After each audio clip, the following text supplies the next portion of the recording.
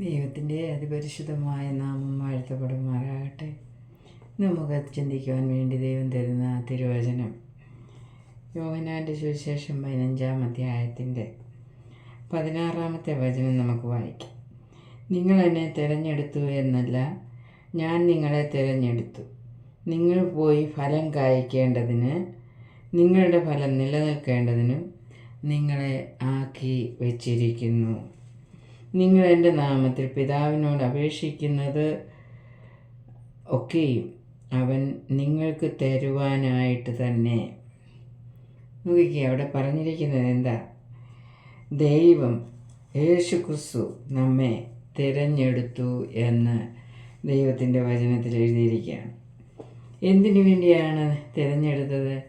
നിങ്ങൾ എന്നെ തിരഞ്ഞെടുത്തു എന്നല്ല, നമ്മൾ യേശുക്രിസ്തുവിനെ അല്ല തിരഞ്ഞെടുത്തത്, യേശുക്രിസ്തു നമ്മളെ തിരഞ്ഞെടുക്കുമായിരുന്നു എന്നവിടെ എഴുതിയിരിക്കുന്നു. വീണ്ടും അവിടെ പറയാണ്, ഞാൻ നിങ്ങളെ തിരഞ്ഞെടുത്തു, നിങ്ങൾ പോയി ഫലം കായ്ക്കേണ്ടതിനും നിങ്ങളുടെ ഫലം നിലനിൽക്കേണ്ടതിനും നിങ്ങളെ ആക്കി വച്ചിരിക്കുന്നു. അപ്പം നിങ്ങൾ പോയി ഫലം കായ്ക്കേണ്ടതിന്, നിങ്ങളുടെ ഫലം നിലനിൽക്കേണ്ടതിനുമാണ് നിങ്ങളെ തിരഞ്ഞെടുത്തത് എന്ന് ദൈവത്തിൻ്റെ വചനം പറയുന്നു. അപ്പം നമ്മൾ ദൈവത്തിന് വേണ്ടി, പിതാവിന് വേണ്ടി ഫലം കായ്ക്കുന്നവരായി മാറുവാൻ യേശുക്രിസ്തു നമ്മളെ തിരഞ്ഞെടുത്തു.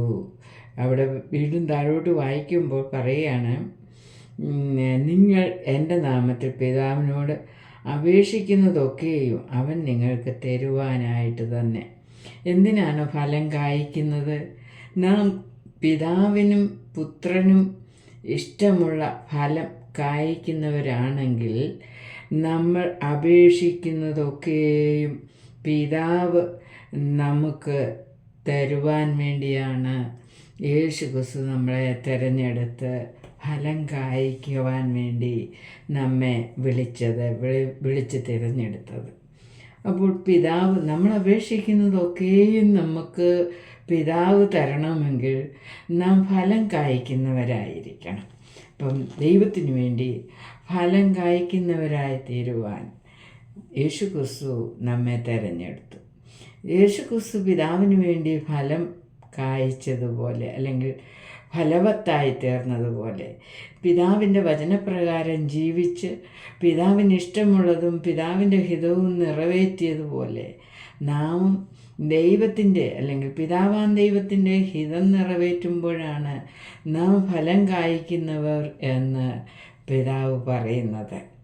അപ്പോൾ ആ ഫലം കായ്ക്കുമ്പോഴാണ് നാം ചോദിക്കുന്നതൊക്കെയും നാം അപേക്ഷിക്കുന്നതൊക്കെയും പിതാവ് നമുക്ക് തരുന്നത്. ആയതിനാൽ നമ്മെ തിരഞ്ഞെടുത്തതിൻ്റെ ഉദ്ദേശപ്രകാരം നാം തീരുകയും നമ്മുടെ പ്രാർത്ഥനയ്ക്ക് പിതാവ് ഉത്തരം തരുവാൻ തക്കവണ്ണം, അനുഗ്രഹിക്കുവാൻ തക്കവണ്ണം നാം നമ്മെ തന്നെ ഒരുക്കാം.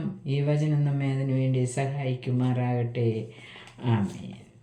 ദൈവം എല്ലാവരെയും അനുഗ്രഹിക്കുമാറാകട്ടെ.